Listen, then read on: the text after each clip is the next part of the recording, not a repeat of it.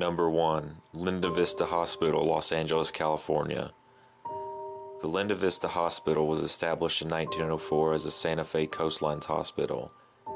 By 1937, more space was added, and the name was finally changed to Linda Vista Community Hospital. But soon the Great Depression, World War II, and eventually the decline of East Los Angeles took a toll on the hospital. During the 1970s and 80s, the hospital was supplied with a growing number of patients and casualties due to the deadly gang wars at the time. By the late 1980s, the poor and uninsured patients contributed largely to the hospital's decline. In 1991, Linda Vista closed its doors as an operating hospital. They claim it was because of the lack of funds to keep it operating. But many people say it was due to the huge death rate and the alleged patient abuse. The hospital remained unused, except for certain occasions like the filming of popular paranormal shows such as Ghost Adventures. In 2011, it was bought by a housing company. They turned the main hospital and nurses' dormitory into apartments for seniors. Number 2. Waverly Hills Sanatorium. The Waverly Hills Sanatorium is located just outside of Louisville, Kentucky. It was opened in the early 1900s and was used as a tuberculosis hospital for those infected. And with the huge outbreak in the 1900s, it's safe to say they stayed at max capacity on a consistent basis. Countless people have died there. When a cure for tuberculosis was finally discovered, the sanatorium was quarantined and shut down. The building is still standing today and is mainly used as a tourist attraction. They offer tours and opportunity for paranormal investigations. It is considered to be one of the most haunted places on the face of the earth. Whether or not that's true, I'll leave it up to you to decide. Number 3. Bell Witch Caves in Adams, Tennessee. John Bell, a farmer from North Carolina, along with his wife and children, settled in northern Robertson County, Tennessee in 1804. Their farm was 320 acres of rich farmland that laid along the Red River. They lived a peaceful life there for the first 13 years.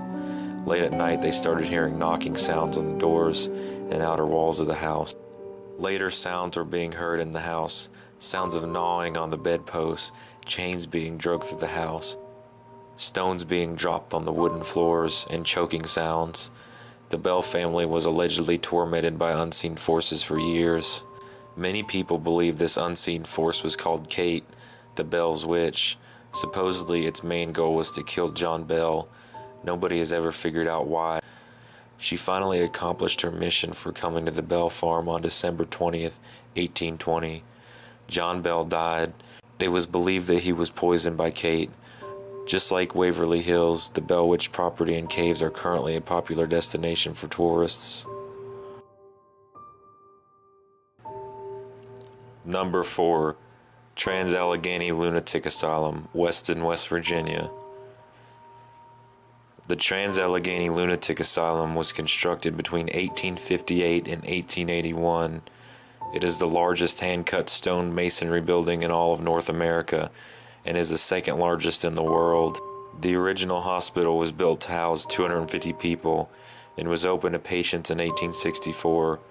It reached its peak in the 1950s with 2,400 patients in overcrowded and generally poor conditions. Changes began in the treatment of mental illness, and the physical deterioration took a toll. Patients that could not be controlled were often locked in cages. It was forced to its closure in 1994 and had a devastating effect on the local economy, from which it's yet to recover from.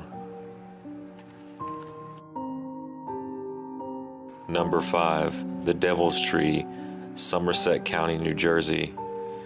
This tree is probably the most mysterious spot on this list, mainly because there is so much that is unknown about the tree, and people can only estimate how long it's been there. But just about everyone will agree that the tree is cursed.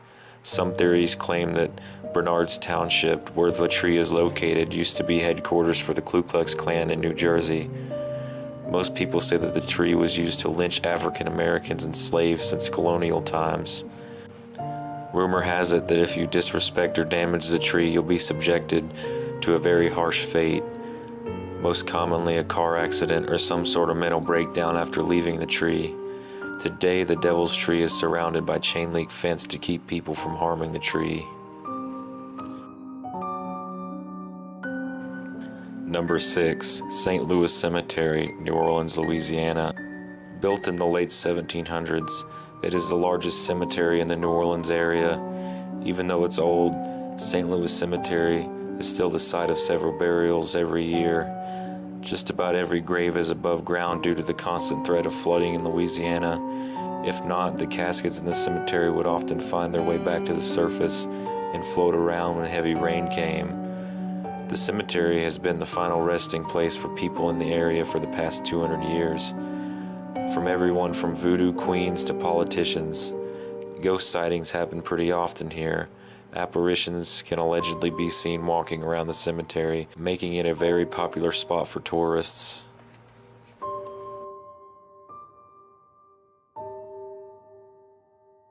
Number 7, Museum of Death in Los Angeles, California.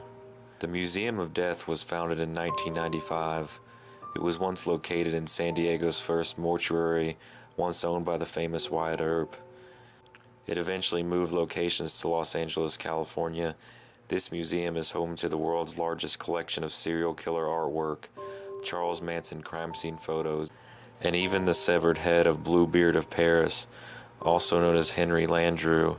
On top of that, they have original crime scene and morgue photos from the Black Delilah murder, a body bag and coffin collection, replicas of full-size execution devices, mortician and autopsy instruments, and pet death taxidermy. They display videos of autopsies and serial killers, the Heaven's Gate cult recruiting video, and finally the infamous Traces of Death videos, which consist of 100% real, not reenacted death footage. And just recently a new location opened in New Orleans, Louisiana. Number 8, the Lizzie Borden House. The infamous Lizzie Borden House, which is located in Fall River, Massachusetts, and is the site where Lizzie Borden hacked to death her father and stepmother with an axe. Today it is a bed and breakfast and also a museum. Many things about this house is original to what it was when the gruesome murders took place.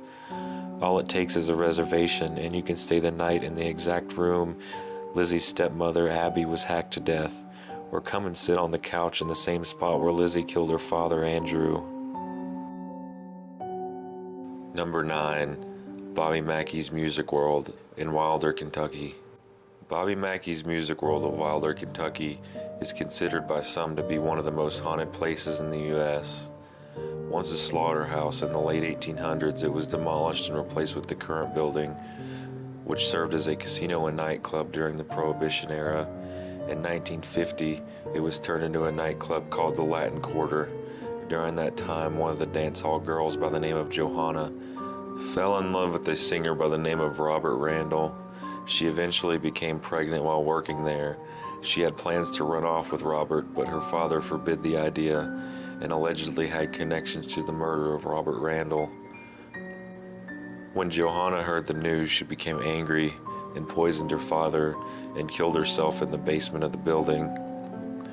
In 1978, a number of fatal shootings on the property due to altercations among the rough and tough nightclub crowd caused the establishment to close down. Later that exact same year, a young and upcoming country singer and still the current owner, Bobby Mackey, bought the building and soon turned it into a tavern and music hall. A large number of paranormal happenings have happened over the years since Mackey's purchase of the place. Located in the basement is an old slaughterhouse well, which many people believe to be the portal to hell. Number 10, Gettysburg Battlefield in Gettysburg, Pennsylvania. Considered to be one of the bloodiest battles of the Civil War, the Gettysburg Battlefield is a site where the Union and Confederate armies clashed in a bloody 3-day battle which resulted in over 8,000 dead soldiers and around 27,000 wounded. By the end of the battle, over 20,000 were still lying wounded on the battlefield. Graves were dug for those soldiers who died, and most are still located in the large cemeteries throughout the area.